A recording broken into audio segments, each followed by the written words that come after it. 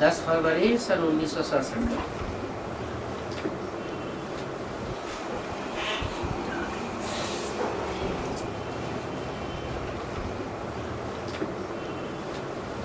ओम शांति। बच्चों को दिल के अंदर कोई प्रश्न हो तो पूछ सकते हैं।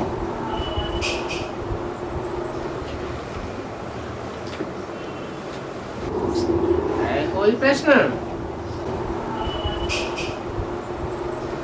अरे बाबा पूछ रहे हैं, दिल के अंदर कोई प्रश्न उमड़ घुमड़ रहा हो तो पूछ सकते हैं।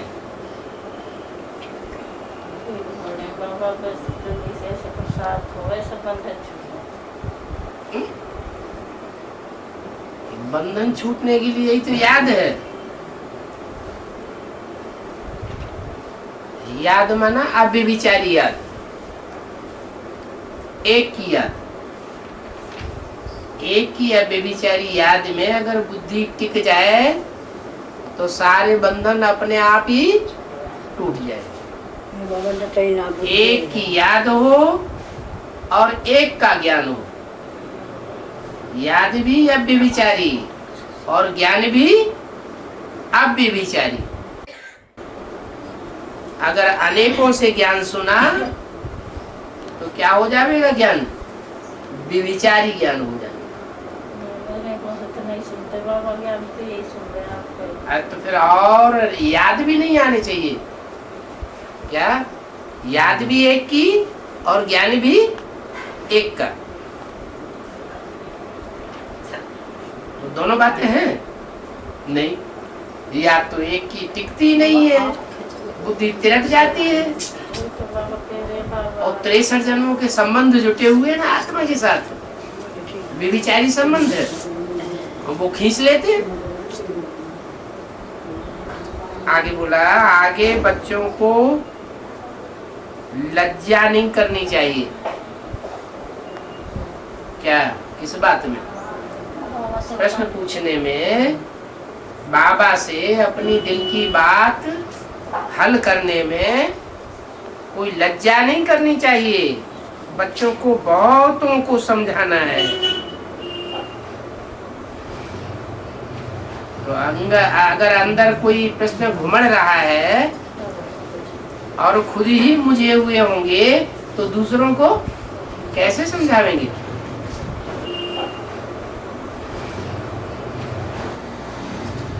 कहेंगे ब्रह्मा कुमारियां ऐसी होंगी। कैसी? जो पूरा समझाए नहीं सकती है। पक्का बनना चाहिए। अलफ ही कहते हैं, अलफ को याद करो। क्या? अलफ माने क्या? अलफ माना अल्लाह। अल्लाह माने ऊंचा। इस दुनिया में जो भी आत्माएं हैं उनमें मनुष्य आत्मा जो देवात्मा बनती है और राक्षसी आत्मा भी बन जाती है। नीचे उठती है तो देवात्मा बनती है, नीचे गिरती है तो राक्षस बन जाती है। वो आत्मा ही सबसे ऊंची है। और आत्मा याद किसे करे? याद उसे करे जो आत्माओं में सबसे ऊंचा पाठधारी है। वो कौन है? बिंदु बिंदु आत्मा है तो सब है, कीड़े मकोड़े पशु पक्षी सब बिंदु है। लेकिन उनमें ऊंची आत्माएं हैं मनुष्यों की। और मनुष्य आत्माओं में भी देव आत्माएं ऊंची है। और उन देवात्माओं को भी मनुष्य से देवता बनाने वाला सुप्रीम सोल सबसे ऊंचा है। लेकिन ऊंचा और नीचा ये किस दुनिया की बात है? साकार दुनिया की बात है या निराकारी दुनिया की बात है? साकार दुनिया में ऊंचे और नीचे होता है। तो ऊंचते ऊंचे को याद करना है, उसको कहते हैं अलफ। पहला अक्षर है उर्दू का। ये नहीं कहा नुक्ता, बिंदु, ऊंचते ऊंचे। क्या बिंदु के ऊंचे और नीचे होने की बात नहीं है, वो अलफ ऊंचते ऊंचे। बे क्यों नहीं? अलफ के बाद और भी तो नंबर है, बे पे टे ते से। वो ऊंच क्यों नहीं ऊंचते ऊंचे? क्योंकि और सब जो है वो अनिश्चय बुद्धि हो जाते हैं। क्या? अनिश्चय बुद्धि विनश्यते की लिस्ट में जाते हैं। विनश्यते का मतलब खलास नहीं हो जाते। आत्मा कभी खलास नहीं होती, लेकिन पद नीचा हो जाता है। क्या? 500 करोड़ की माला है मनुष्यों की, तो जो भी 500-700 करोड़ की मनुष्यों की माला है, उसमें जो दाने हैं वो ऊपर नीचे तो होंगे कि नहीं होंगे? कोई ऊंचे होंगे, कोई नीचे होंगे। तो जो जितने अनिश्चय बुद्धि बनते हैं, उस एक अलफ के ऊपर उतना ही दाना नीचे खिसकता जाता है। एक के ऊपर अनिश्चय बुद्धि बनेंगे तो जरूर कहीं दूसरी जगह निश्चय बैठेगा। एक जगह आत्मा शरीर छोड़ती है तो दूसरी जगह जाने जन्म लेती है। वो स्थूल जन्म मरण है और ये बेहद का जन्म मरण है, निश्चय बुद्धि और अनिश्चय बुद्धि बनने का। निश्चय बुद्धि माना जन्म हुआ, अनिश्चय बुद्धि माना मृत्यु हुई। तो जो निश्चय बुद्धि बनने वाली आत्माएं हैं, खासकर मनुष्य आत्माओं की बात हो रही है। जानवर निश्चय बुद्धि अनिश्चय बुद्धि तो बनेंगे ही नहीं, उनके अंदर तो बुद्धि ही नहीं है, ज्ञान ही नहीं है। तो उन मनुष्य आत्माओं में जो मनुष्य का पार्ट बजाती हैं, उनमें ऊंचते ऊंच कौन, जिसको हमें याद करना है? अलफ। क्या? अलफ और बे दो चीजें हैं। बे है पड़ा डंडा और अलफ है खड़ा डंडा। क्या? तो एक ही ऐसी आत्मा है जो आदि से अंत तक अनिश्चय बुद्धि नहीं बनती और बाकी सब आत्माएं चल जाती, घूम जाती है बुद्धि। इसलिए जो भी आसमान में 9 लाख सितारे हैं, उन 9 लाख सितारों में एक ही सितारा ऐसा माना जाता है जो अपनी जगह कभी नहीं छोड़ता। वो अपनी जगह पे दृढ़ रहता है और बाकी सब सितारे उसके आसपास घूमते रहते हैं। कोई छोटा चक्कर काटते हैं और कोई बहुत बड़ा लंबा चौड़ा चक्कर काटते हैं अनिश्चय बुद्धि का। तो बोला अलफ ही अभी कहते हैं, कोई दूसरा कहने वाला नहीं है। कहते हैं माना मुख है बोलने के लिए। सिर्फ बिंदु हो तो नहीं कहेंगे कि उनको मुख है, बिंदु कैसे बोलेगा? तो अलफ ही कहते हैं। अलफ को याद करो और कोई को याद न करो, एक को याद करो। ये रूहानी ज्ञान मनुष्य नहीं दे सकता। क्या? मनुष्य माने मनु की औलाद मनुष्य। मनु माना जिसका मन बड़ा तीखा है, तीव्र है, मनुआ जिसे कहते हैं, वो मनु की औलाद मनुष्य कहे गए। जैसे विष्णु की औलाद वैष्णव, ब्रह्मा की औलाद ब्राह्मण। एक मात्रा औलाद या फॉलोअर के अर्थ में बढ़ जाती है। तो जो मनुष्य की औलाद हुए वो मनुष्य कहे गए। और वो मनु भी एक नहीं, 4-4, 5-5 मनु गाए हुए हैं। उनमें जो सर्वोपरि मनु है उस मनु की बात है जिसने अपने मनुआ को पहले पहले कंट्रोल किया।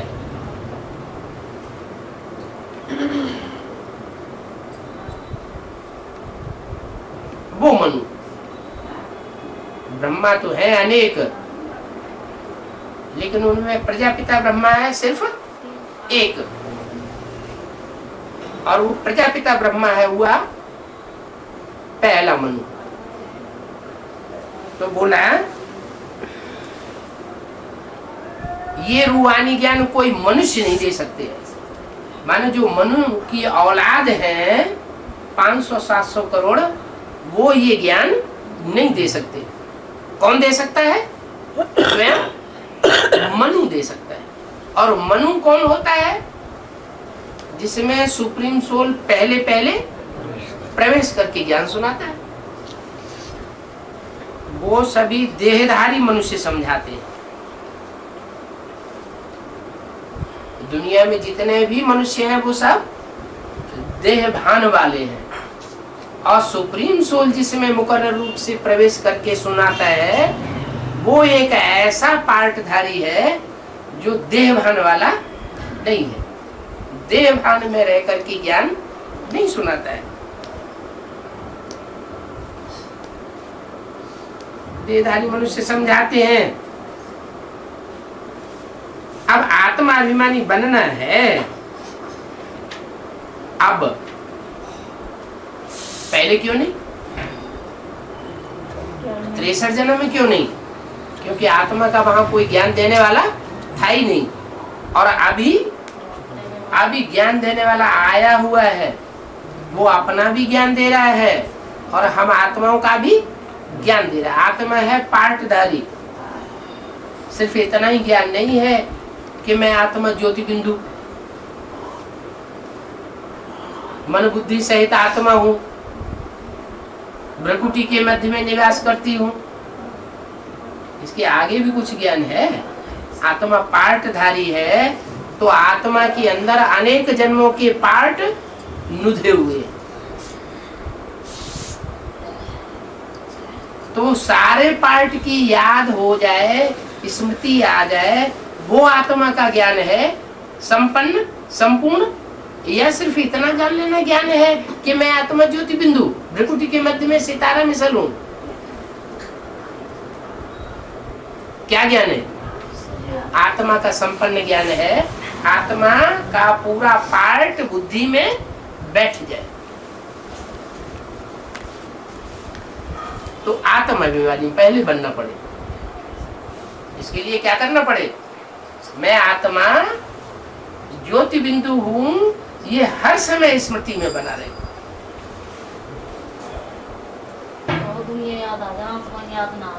और चीजें याद है। देह याद आए, देह के संबंध याद आए, देह के पदार्थ याद आए, वो याद नहीं आना चाहिए। ऐसे बुद्धि कब बनेगी? प्रैक्टिस करने से बनेगी। तो बहुत कोशिश कर रहे हैं। अभी 63 जनों से प्रैक्टिस पड़ी हुई है देहधारियों की, क्योंकि देहधारियों से संबंध जोड़े हैं, देहधारियों से सुख भोगा है। भोगा है कि नहीं? तो जिससे सुख भोगा है, जिसके संग के रंग में आए हैं, वो याद आएगा। अभी तक कोई ऐसा गुरु नहीं मिला जो ये बताए क्या कि तुम देह नहीं हो, तुम आत्मा हो और आत्मा का ये स्वरूप है। अब ये ज्ञान मिला है क्या कि हम आत्मा है और हमें आत्मा अभिमानी बनना है। हम अभी बने नहीं हैं। माना 24 घंटे सोते जागते चलते फिरते वो स्टार याद बना रहे। जैसे माँ होती है, माँ को अपना बच्चा याद बना रहता है ना ज्यादातर है? तो बच्चे का रूप बुद्धि में बैठा रहता है कि नहीं? स्मृति में रहता है ना। तो ऐसे ही आत्मा का जो स्वरूप है ज्योति बिंदु स्टार मिसल, वो सदैव यहाँ वो आत्मा स्मृति में बनी रहे। आत्मा अभिमानी बनना है, बने नहीं है। बैरिस्टर भी आत्मा बनती है, डॉक्टर भी आत्मा बनती है। डॉक्टर कहो, मास्टर कहो, बैरिस्टर कहो, ये वो स्टार ज्योति बिंदु आत्मा पार्ट बजाती है डॉक्टर, मास्टर और बैरिस्टर का। आत्मा कहती है मैं महाराजा हूँ, वकील हूँ। कब? जब ऐसा पार्ट बजाती है। इसे क्या इशारा दिया? ये इशारा दिया कि सिर्फ इतना ही जान लेना काफी नहीं है कि मैं आत्मा ज्योति बिंदु हूँ। ये भी जानना जरूरी है कि मुझे आत्मा ने जन्म जन्मांतर कौन कौन से पार्ट बजाए। अगर ये स्मृति में आ जाए तो कहा जाएगा मैं आत्मा अभिमानी बन गई। आत्मा को अनेक जन्मों का अपना पार्ट याद आ गया। नहीं तो मुरलियों में बाबा कहते हैं वो एक्टर, वो पार्टधारी तो बेवकूफ जो रंगमंच पर आकर के अपना पार्ट ही भूल जाए।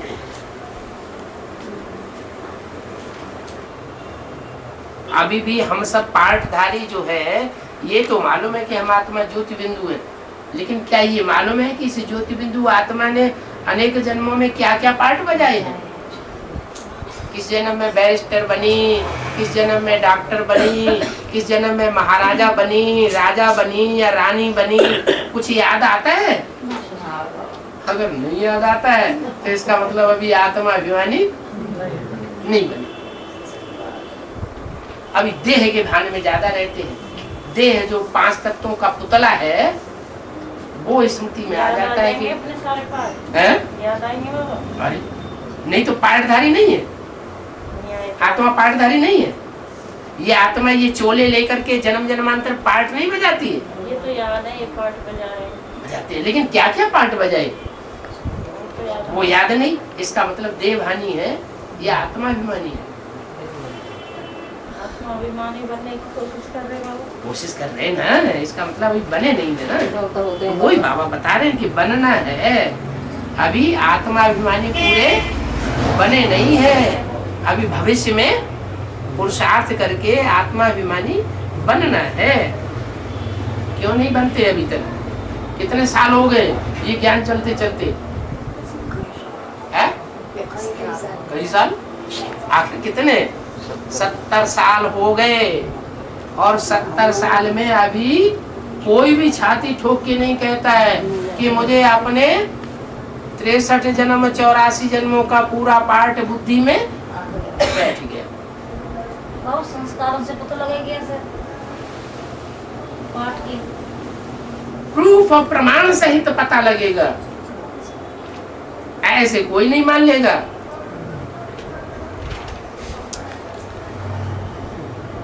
तो आत्मा में जो अनेक जन्मों के संस्कार भरे हुए हैं पुनर्जन्म के,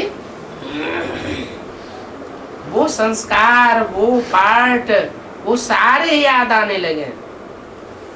तब कहेंगे कि आत्मा अभिमानी बने। इस समय परमात्मा बाप द्वारा मैं राजाओं का राजा बनता हूँ।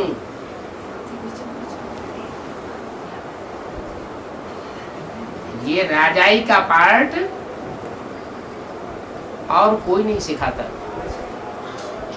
जो भी मनुष्य मात्र गुरु हुए हैं उन्होंने सबने अधीन तो बनाया है, अपना चेला चपाटा तो बनाया है, लेकिन राजाओं का राजा किसी ने नहीं बनाया।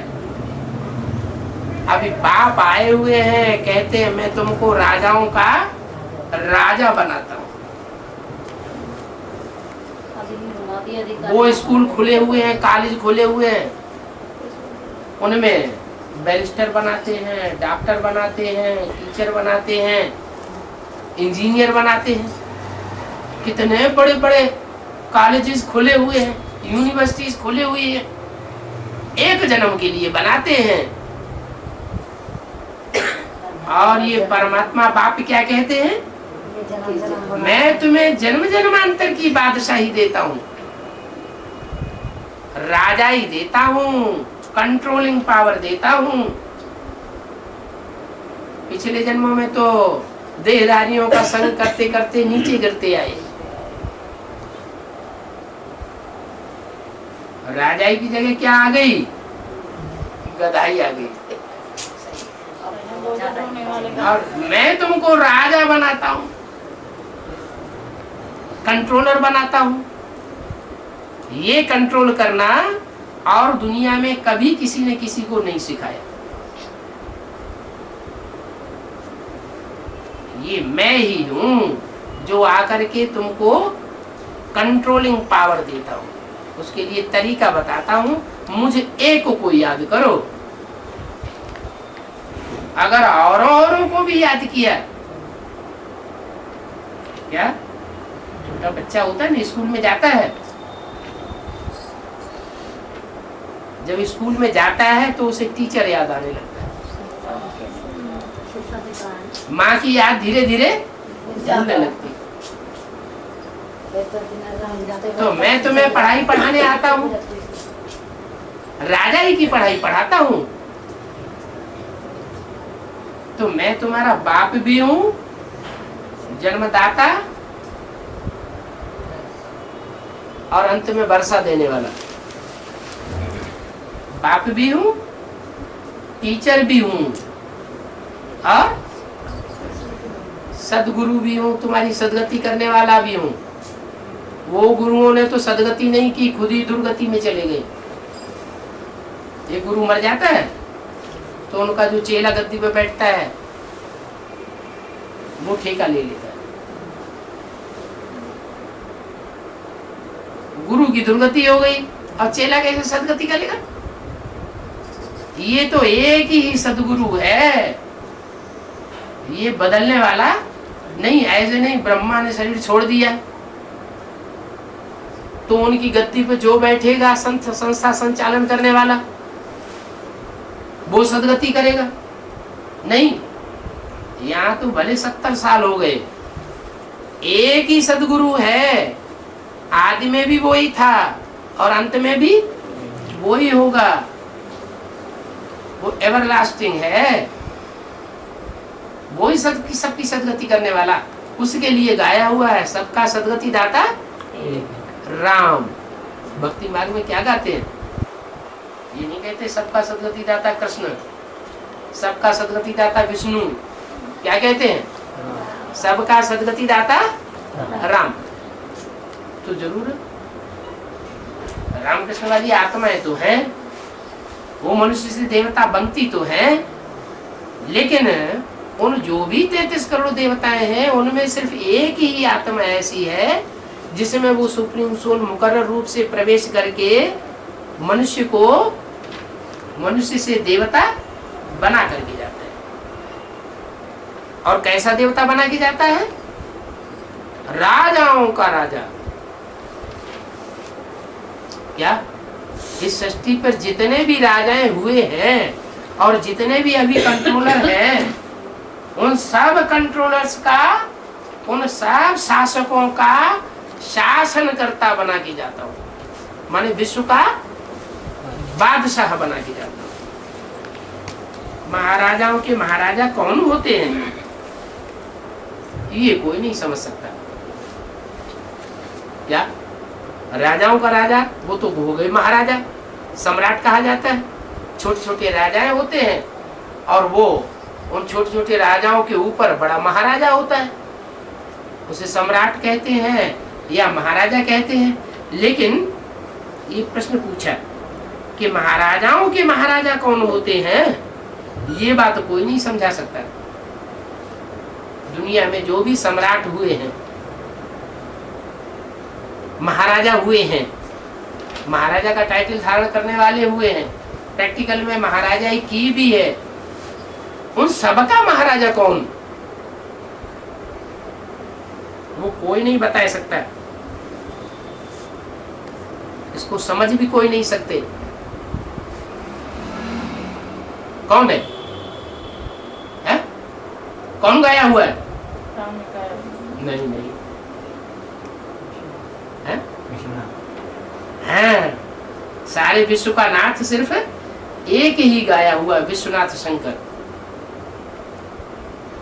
विष्णु भी नहीं गाया हुआ। कौन गाया हुआ है? एक विश्वनाथ शंकर गाया हुआ है। बाकी सब 33 करोड़ देवताएं उसके नीचे हैं। इसलिए 3 जो पुरियां हैं उनमें सबसे ऊपर किसको दिखाया है? शंकर को सबसे ऊपर दिखाया है। उसको कहते भी हैं देव ब्रह्मा, देव विष्णु, देव देव महादेव। महा माने बड़ा, बड़े से बड़ा, उससे बड़ा कोई होता नहीं है। तो वही महाराजाओं का महाराजा वही है। और ये बात सिवाय शिव बाबा के और कोई समझा नहीं सकता, समझ भी नहीं सकता। महाराजाएं पतित हैं और दूसरे महाराजाएं जो पावन थे, पतित महाराजाएं पावन की जाकर के पूजा करते हैं। क्या द्वापर युग से जो भी महाराजाएं हिस्ट्री में हुए हैं कि नहीं? जो भी महाराजाएं हुए हैं वो सब पतित महाराजाएं पावन महाराजाओं की मंदिर में जाके पूजा करते हैं। लक्ष्मी नारायण की पूजा करते हैं कि नहीं? तो क्यों पूजा करते हैं? क्यों उनको माथा झुकाते हैं? वो तो महाराजा हैं, खुद भी तो महाराजा हैं, सम्राट हैं, राजाओं के राजा हैं, तो उनकी जाके पूजा क्यों करते हैं? हाँ, वो पावन और वो पतित। अच्छा, ये तो दुनिया की बात हो गई, बड़े ड्रामा के अंदर की बात हो गई। अभी तो शूटिंग चल रही है। क्या चल रही है? रिहर्सल चल रही है कि नहीं? तो जो रिहर्सल चल रही है उस रिहर्सल में भी तो ऐसे ही होगा कि नहीं होगा? कैसा कैसा होगा? बाकी सब पते होंगे कि जो बड़े से बड़ा महाराजा होगा रिहर्सल पीरियड में, उसके सामने सबको आके माथा टिकाना पड़ेगा। माथा टिकाने का मतलब अपनी बुद्धि जो है टिपर उसके सामने घिसनी पड़ेगी, हमें इसका अर्थ बताओ। वो सबकी अर्थ को बताएगा, लेकिन वो किसी से पूछने नहीं जाएगा। वो किसी के सामने माथा घिसेगा नहीं जाके, उसके सामने सब आकर के माथा झुकाएंगे, टिपर घिसाएंगे। ये है उस ऊंच ते ऊंच अलफ अल्लाह की पहचान। क्या कहा? नहीं समझ में आया? ये निश्चय पत्र क्यों लिखाए जा रहे हैं कोर्ट में, कोर्ट स्टाम्प पेपर पर?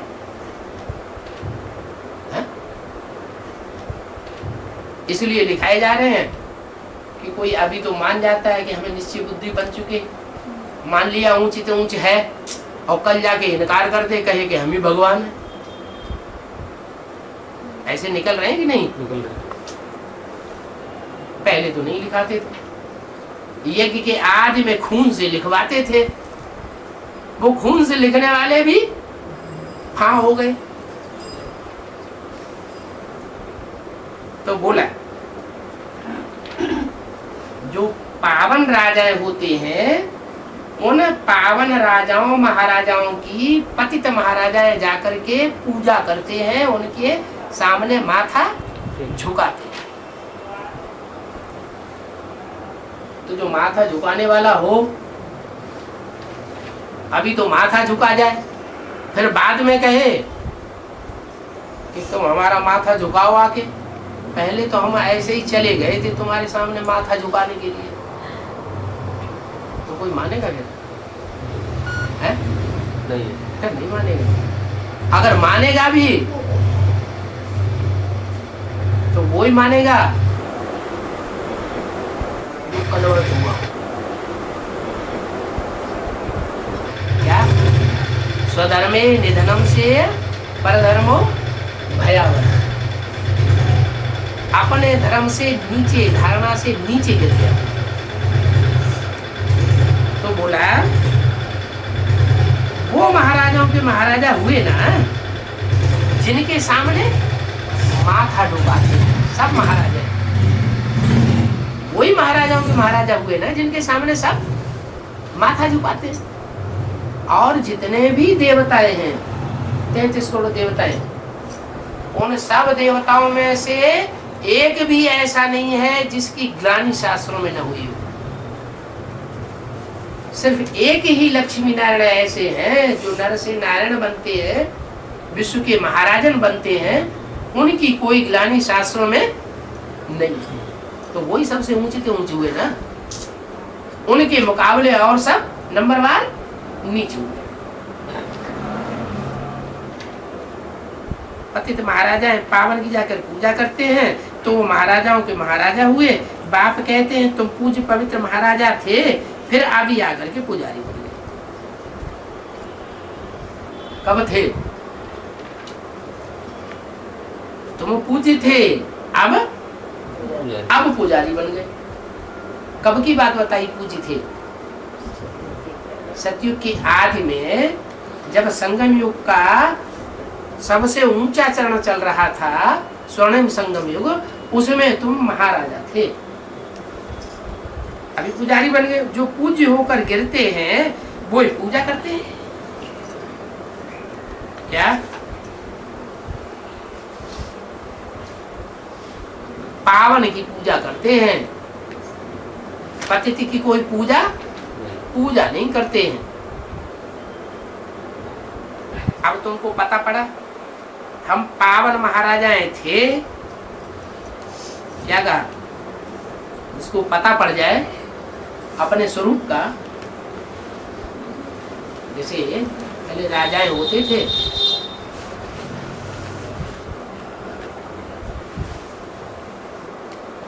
अपने बच्चे को देखते थे कि अब वयोवृद्ध हो गए महाराजा हैं, तो वो अपने बच्चे को लिख करके ताबीज बांध देते थे। अगर ऐसी कोई आशंका देखी कि हमारे वयोवृद्ध होने की वजह से कोई राजा ही हड़प लेगा, तो जो अपना बच्चा होता था उसको ताबीज बांध देते थे। बाबा उसको कहते हैं लॉकेट। कहाँ बांध देते? ताबीज कान में कि नाक में? गले में बांध देते। ये परंपरा कहाँ से पड़ी? सभी परंपराएं कहाँ से पड़ती हैं? संगम युग में पड़ती हैं। शिव बाबा जब आते हैं तो जिस बच्चे को मुकर्रर रूप में आकर के विश्व का मालिक बनाना होता है, वो बच्चा अगर कहीं इधर उधर संसार में विलम जाए। यज्ञ के आदि में कोई व्यक्ति ऐसा था जो बाद में पता ही नहीं चला कहाँ चला गया। कोई था या नहीं था? ऐसे ऐसे बच्चे थे जो मम्मा बाबा को भी डायरेक्शन देते थे, ड्रिल कराते थे, टीचर बन करके बैठते थे। हम समझते थे ये तो बहुत अच्छा नंबर माला में आवेंगे, वो भी गुम हो गए। तो गुम हुए ना, तो उन गुम हुए बच्चों के कंठ में वो लॉकेट डाल दी। किसने? है? शिव बाप ने।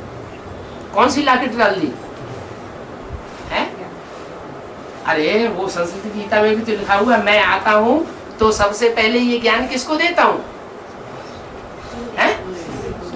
सूर्य को देता हूँ। तो वो सूर्य जिससे सूर्यवंशी पैदा हुए, सबसे ऊंचा वंश पैदा होता है, वो ज्ञान सूर्य यज्ञ के आदि में जिसमें परमात्मा शिव ने पहले पहले प्रवेश किया, वो कहाँ गया? ब्रह्मा के साक्षात्कारों का जिसने रहस्य सुनाया, किसी को पता नहीं। लेकिन ऐसे नहीं कि वो गुम हो गया है तो गुम ही बना रहेगा। क्या शिव बाप ने उसके गले में क्या बांध दिया है? लॉकेट बांध दिया। नाम क्या रखा? सच्ची गीता लॉकेट। होते हैं भक्ति मार्ग में लॉकेट का छोटा रूप बनाते हैं और उसको ताबीज में बंद करते हैं और गले में भक्ति मार्ग में बांध लेते हैं। ये जो परंपराएं हैं वो कहाँ की परंपराएं हैं? शिव बाबा ने ये परंपराएं इस समय डाली। तो वो गीता यज्ञ के आदि से ही वो बच्चा भला शरीर छोड़ देता है, यज्ञ छोड़ के चला जाता है, तो जहाँ कहीं भी जाके जन्म लेगा उसके कंठ में वो ताबीज, वो लॉकेट पड़ी रहती है। जब टाइम आता है, ज्ञान लेता है, तो वो ताबीज खुलने लगता है।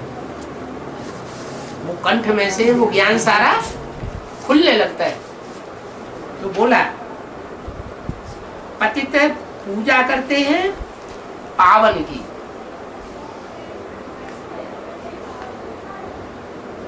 पावन और पतित। अभी बाप याद दिलाते हैं, तुम बच्चे ही पहले महाराजा थे, पावन थे, अब तुमको पता पड़ा है। पहले तुमको पता नहीं था, अब तुमको पता पड़ा है कि हम पावन महाराजा थे। अरे कोई महाराजा का बच्चा जंगल में खो गया हो और वो भेड़ियों के साथ रहने लगा हो बचपन से ही, और भेड़िए उसको खाना भूल गए हो, अपनी जो उनका रहने का जो होती है, क्या कहते हैं उसे, मांद, उस मांद में रख दिया हो, तो भेड़ियों के साथ रहते रहते वो बच्चा भी क्या बन जाता है? भेड़ियों जैसे स्वभाव संस्कार का बन जाता है। फिर उसको संग में लाया जाए, मनुष्यों के संग में, और उसको पढ़ाई जाए और बताया जाए ये गले में जो ताबीज है इसमें देखो क्या लिखा है, ये लिखा है कि तो महाराजा के बच्चे हैं। तो उसको नशा चढ़ेगा कि नहीं? उसको पक्का प्रूफ मिल गया ना, तो उसको नशा चढ़ जाएगा। फिर उसकी एक्ट सारी एक्ट बदलने लग पड़ेगी। तो बोला अभी तुमको पता पड़ा है हम पावन महाराजा थे, फिर अब पतित बन गए। अब पतित बन गए हैं तो दूसरों के सामने माथा टेकते फिर रहे। अगर पावन महाराजा थे ये स्मृति आ जाए तो वो किसी के सामने माथा, क्या किसी के सामने माथा नहीं टेकेगा।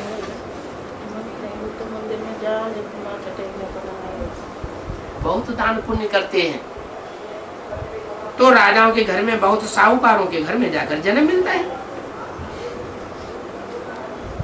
ये तो 63 जन्म की गति रही ना। 63 जन्म में भक्ति मार्ग में जिन्होंने बहुत दान पुण्य किया तो अगले जन्म में जाकर के कहाँ जन्म लेते हैं? पिछले जन्म के दान पुण्य के प्रताप से कोई महाराजा के घर में जन्म मिल जाता है। ये तो भक्ति मार्ग की बात है। लेकिन इस बात की परंपरा कहाँ से शुरू होती है? संगम युग। वो दान पुण्य तो करते हैं स्थूल चीजों का, स्थूल धन संपत्ति का, तो एक जन्म के लिए प्राप्ति होती है। और यहाँ संगम युग में तो जो अविनाशी ज्ञान धन है,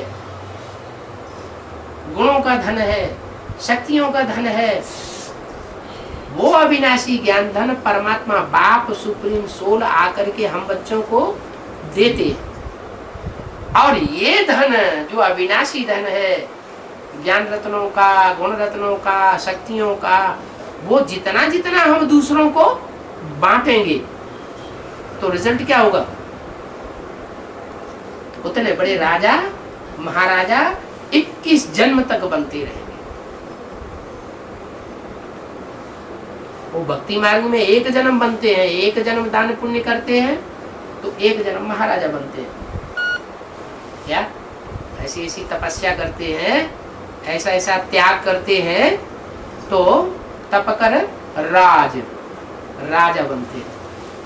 और राजा एक जन्म बन के फिर प्रारब्ध भोग ली, खलास हो गया।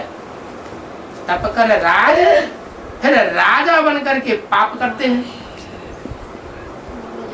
क्योंकि देह अभिमान तो होता है ना द्वापर युग में, कलयुग में पाप करते हैं। पाप करके फिर नरक में क्या नरक में गिरते हैं। तप कर राज कर नरका। जो नरक में गिरते हैं तो जरूर उन्होंने फिर तपस्या की होगी ना। वो तपस्या किसने सिखाई आकर शुरुआत में? वो शिव बाबा आकर के अभी तपस्या करना सिखाते हैं, दान पुण्य असली करना अभी सिखाते हैं। ऐसे पुण्यात्मा तुम्हारे जैसे और दुनिया में कोई नहीं बनते। ऐसे महादानी तुम्हारे सिवाय और कोई बनते नहीं है। इसलिए बाबा कहते हैं खूब दान करो, क्या कंजूस नहीं बनो। ये ज्ञान सुन लिया और घर में बैठ गए या दूसरों को सुनाने लग पड़े हम बड़े प्रकांड विद्वान हैं, और उनको अपना चेला बनाना शुरू कर दिया। यही ज्ञान सुनाया, यही उसकी प्रारब्ध लेना शुरू कर दिया। नहीं, दे कुएं में डाल। क्या कोई इच्छा नहीं, इच्छा मात्रम अविद्या। क्यों? कि जो दिया वो अपना थोड़ा ही दिया। किसका दिया? शिव बाबा ने दिया, और वो ही हमने दूसरे को दिया। हमने दिया, उसका उजूरा हमको मिल जाता है। तो उसमें अहंकार किस बात का? तो बोला जो दान पुण्य करते हैं राजाओं के घर में जन्म लेते हैं, बहुत साहूकारों के घर में जाकर के जन्म ले लेते हैं। कम दान पुण्य किया होगा तो साहूकारों के घर में जन्म मिलेगा। मिला बहुत कुछ माँ बाप से, लेकिन दिया कुछ नहीं किसी को, तो अगले जन्म में फिर गरीब बनेंगे, साहूकार बनेंगे, फिर गरीब बनेंगे। तो बोला तुम अविनाशी ज्ञान रतन दान करते हो, वो तो भक्ति मार्ग में विनाशी ज्ञान धन, वो विनाशी धन दान करते हैं, तब राजा बनते हैं। और तुम अविनाशी ज्ञान रतन दान करते हो तो महाराजा महारानी बनते हो, और वो भी नरक में नहीं बनते हो। कहाँ बनते हो? है तो ऊंचे धाम में बनते हो, स्वर्ग धाम में तुम जाकर के महाराजा बनते हो।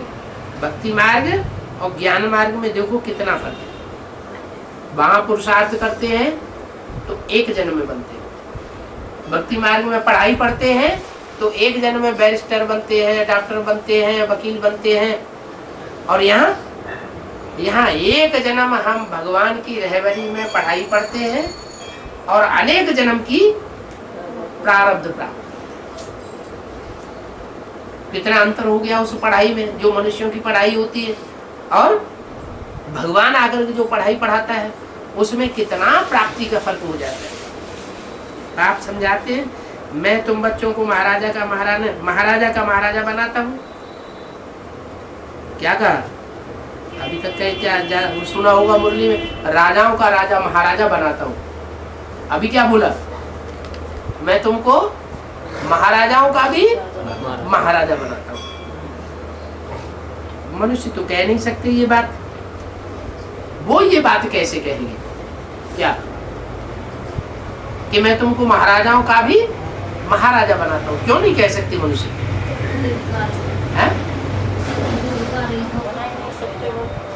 अरे वो खुद ही महाराजा नहीं है, इस आखिरी जन्म में तो सब आकर के सब प्रजा बन गए। कोई राजा महाराजा देखने में आ रहे हैं? रावण राज्य ऐसा फैलता है कि सारी दुनिया को अधीन करके बैठता है। राजा महाराजा क्या बनाएगा? बाप अगर भी राजा महाराजा बनाते हैं, राजा महाराजा होते हैं स्वाधीन। और इस दुनिया में सब मनुष्य बन गए पराधीन, दूसरों के अधीन बन गए ना। तो जो पराधीन है उसको राजा कहेंगे? राजा किसी के अधीन होता है क्या? ये स्वाधीनता का पाठ बाप ने आकर के पढ़ाया, जो अल्लाह कहा जाता है। इसलिए भक्ति मार्ग में भी कहते हैं शंकर जी को स्वतंत्रता का सम्राट। क्या? स्वतंत्रता का सम्राट एक ही है, उसका एक ही नारा है, स्वतंत्र रहो और दूसरों को भी स्वतंत्र रहने दो। बाकी जरूर कुछ न कुछ बांधने भी करते हैं, दूसरों को बांधेंगे, हमारे अंडर में रहो। वो एक ऐसा पार्टधारी है कि षष्ठी पर आकर के ऐसा पार्ट बजाता है, श्रेष्ठ से श्रेष्ठ, इतनी ऊंची पढ़ाई पढ़ाता है। और बच्चों को कहता क्या है? बच्चे आई एम योर, अरे भूल गए बच्चे, I am your most obedient servant. सारे नागन को नाच ले गए बंशी बजा के, आज्ञाकारी। I am your most obedient servant माने मैं तुम्हारा बहुत आज्ञाकारी नौकर बन करके आता हूँ। क्या? तुम आज्ञा करो, मैं तुम्हारी सेवा करूं। तो बोला वो मनुष्य ये नहीं कह सकते मैं तुमको महाराजाओं का महाराजा बनाता हूं। वो कैसे कहेंगे? बनाने वाला तो एक ही बाप है, और तो कोई बना ही नहीं सकता। तो बाप बैठ समझाते हैं, ज्ञान का सागर इतना ज्ञान देते हैं जो सागर को स्याही बनाओ और जंगल की सारी लकड़ियों को कलम बनाओ तो भी पूरा नहीं होगा। सारी लकड़ियां घिस जाएंगी कलम की, और सारा सागर जिसकी स्याही बनाई जाए वो सारी स्याही खलास हो जाएगी, तो भी उसका सुनाया हुआ ज्ञान खलास नहीं हो सकता। और ये छोटी छोटी अभी बुंदकियां निकल रही हैं, वो अपने को भगवान साबित करती है। क्या निकल रही कि नहीं? और विष्णु से कम कोई नहीं अपने को बताता है। फरक्काबाद के नजदीक एक विधुना है, विधुना गांव, उसमें 9 दिन की भट्टी आके कंपिल में की और वहां जाकर के घोषणा करती है मैं राम सीता वाली आत्मा, मेरी युगल सीता है, मैं राम हूँ। ये राम सीता विष्णु का पार्ट हमारा है। खूब पार्टियां बना बना करके माउंट आबू ले जाते, आगरे में उसका खूब प्रचार हुआ।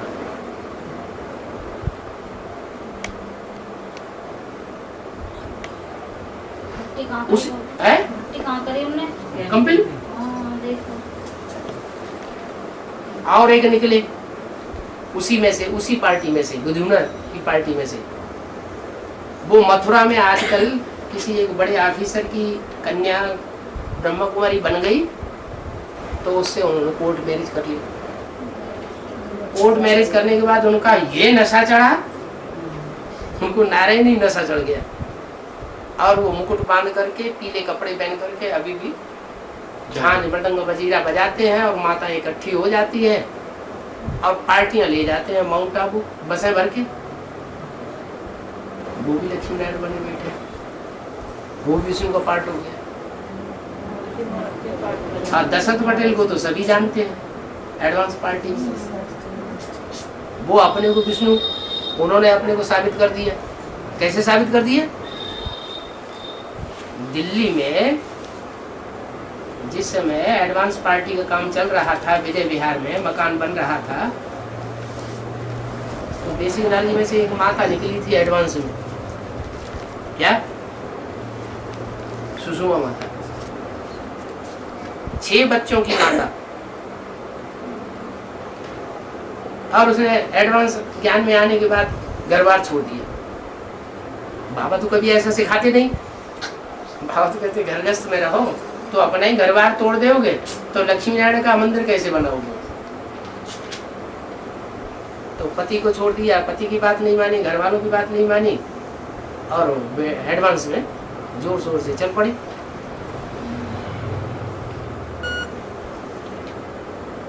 ज्यादा नशा चढ़ गया।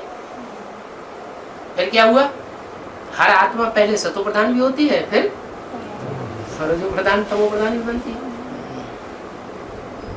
फिर उनकी ऐसी बुद्धि खराब हुई कि दशरथ पटेल का उनसे लेन देन और उनके साथ बैठना ज्यादा होने लगा। और वो एक टाइम ऐसा हुआ कि वो जाकर के अहमदाबाद में नारायणी बन के बैठ गए। उनकी किताबें छप रही हैं, किताबों में पीछे जगदम्बा भारत माता का चित्र छपा हुआ है। एडवांस पार्टी का सारा ग्रुप वहां जाकर के इकट्ठा हो रहा है। अब तो नहीं हो रहा। अभी भी कोई कोई जा रहे हैं, उनके बाल बच्चे अभी भी पैदा हो रहे हैं, जो कोई कृष्ण बन रहे हैं। एक नवीन मोदी है अहमदाबाद के, वो अपने को कृष्ण साबित कर रहे हैं।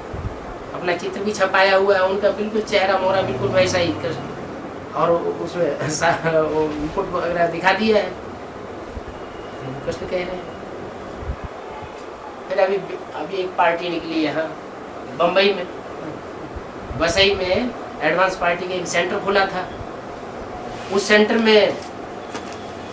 सेंटर में जो एडवांस ज्ञान दिया गया, तो उसमें 2 आत्मा ऐसी थी जो जिस व्यक्ति ने मकान दिया, उस व्यक्ति के दोनों बड़े मित्र थे। दोनों, वो व्यक्ति जो मकान देने वाला था वो उतना होशियार ज्ञान में नहीं था, लेकिन अंदर से सच्चा था। लेकिन उसको पढ़ाई ऐसी पढ़ाई गई कि वो उल्टा काम करने लग पड़ा। माने ब्रह्मा कुमारियों को जहाँ बैठाया गया मकान में, उनकी इंक्वायरी करना, उनके ऊपर आर्डर चलाना।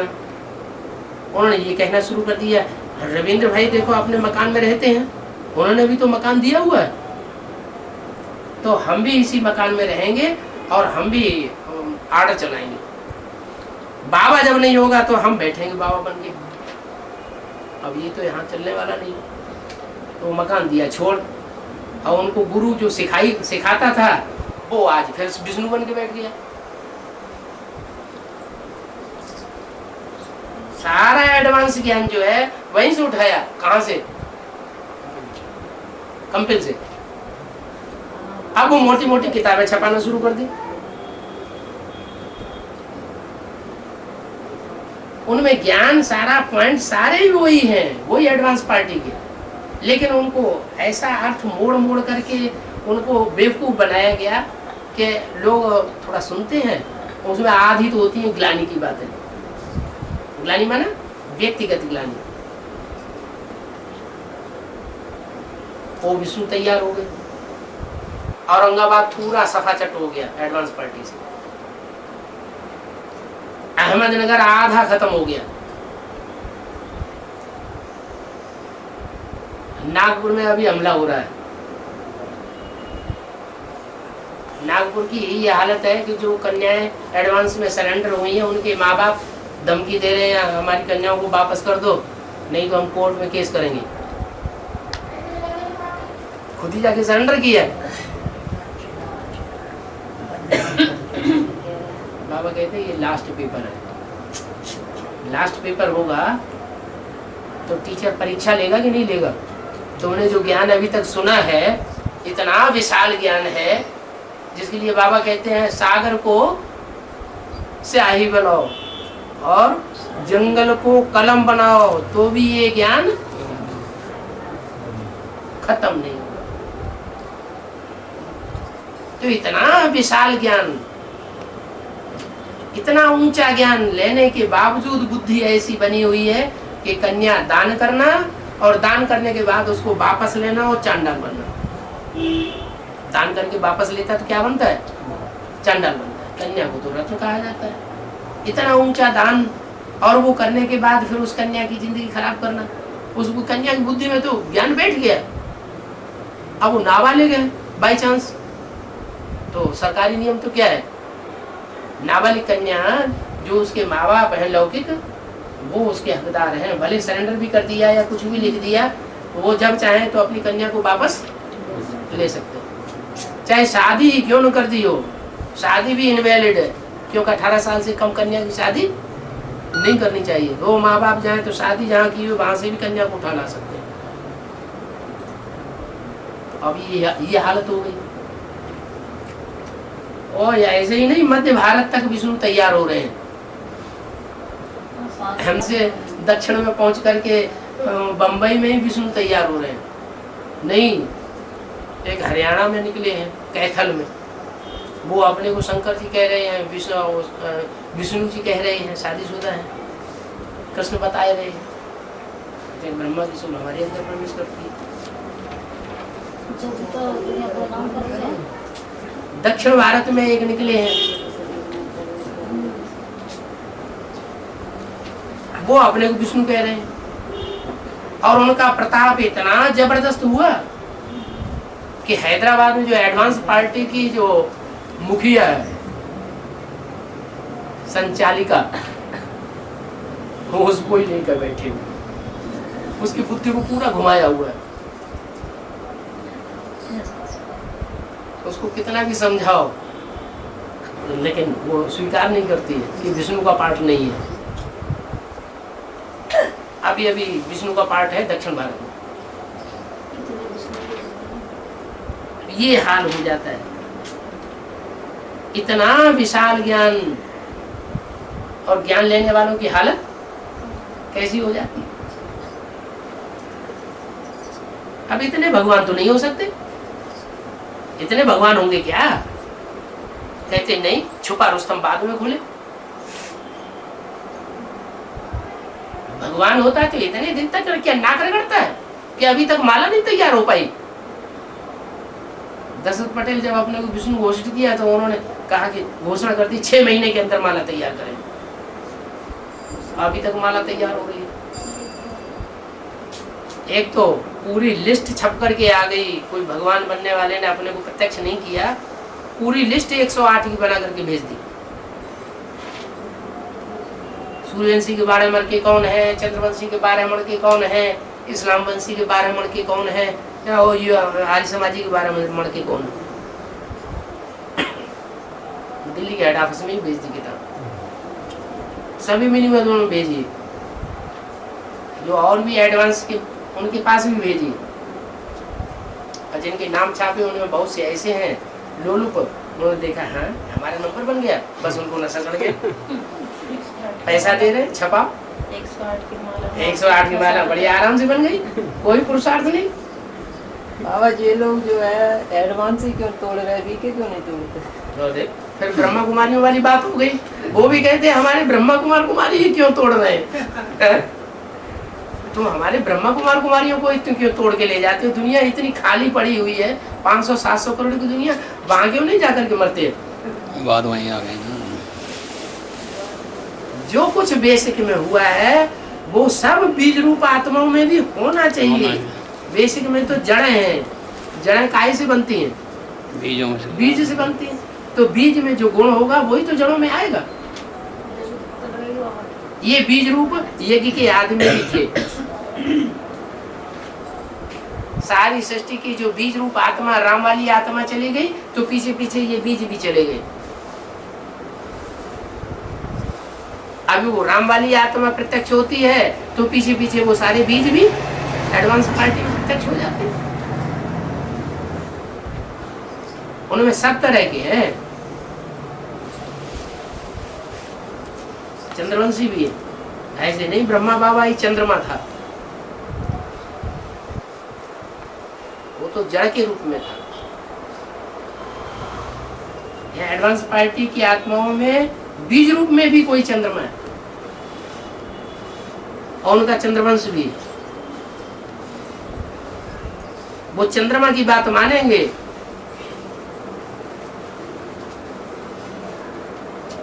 ऊंच से ऊंच पारधारी भगवान शंकर भी आ जाए तो उसकी बात नहीं मानेंगे।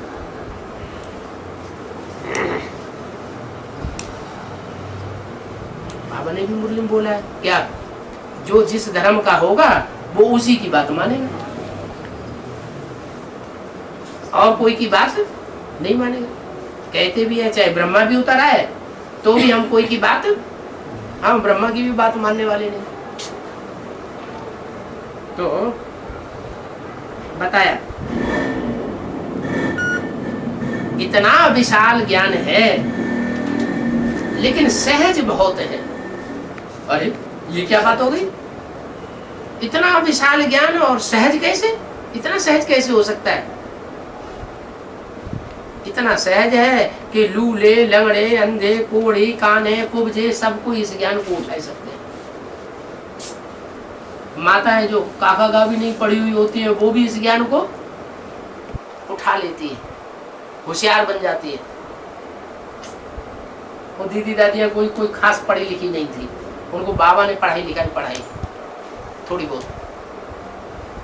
आज इतनी बड़ी संस्था वो कंट्रोल कर रही है। वो तो जड़े हैं, उन जड़ों से भी पावरफुल पार्ट बजाने वाली आत्माएं अभी एडवांस पार्टी में, जो उससे भी बड़ा हुजूम दुनिया में तैयार करने वाली है। क्या ब्रह्मा कुमारियों का जो हुजूम है वो तो बहुत छोटा सा है और जो उनका मर्तबा है वो बहुत थोड़ा सा है। अभी एडवांस पार्टी जब अपने प्रभाव में पहुंचेगी तो बहुत बड़ा रूप होने वाला है। और उसमें भी माताएं काम करेंगी, माताएं कंट्रोल करेंगी, क्योंकि माताओं का मर्तबा बाप बढ़ाने के लिए आया हुआ है।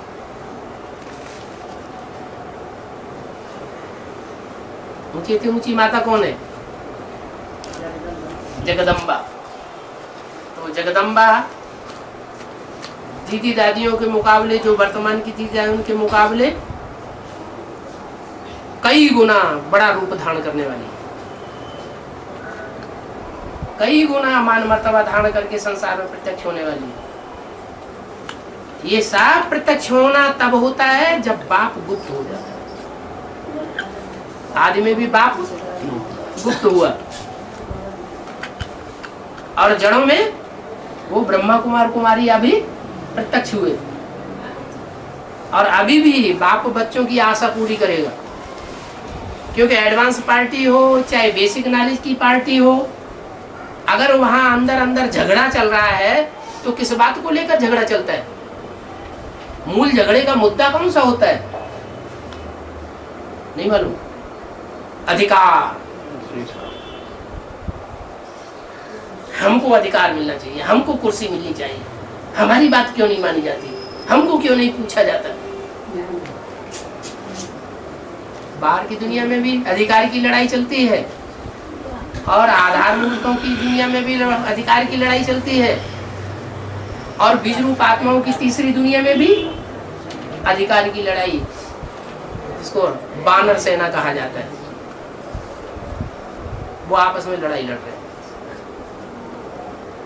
तो बाप तो सब बच्चों की आशा पूरी करेगा ना, करेगा कि नहीं करेगा? है करेगा, तो उनकी आशा पूरी करता है। अच्छा करो राजाई।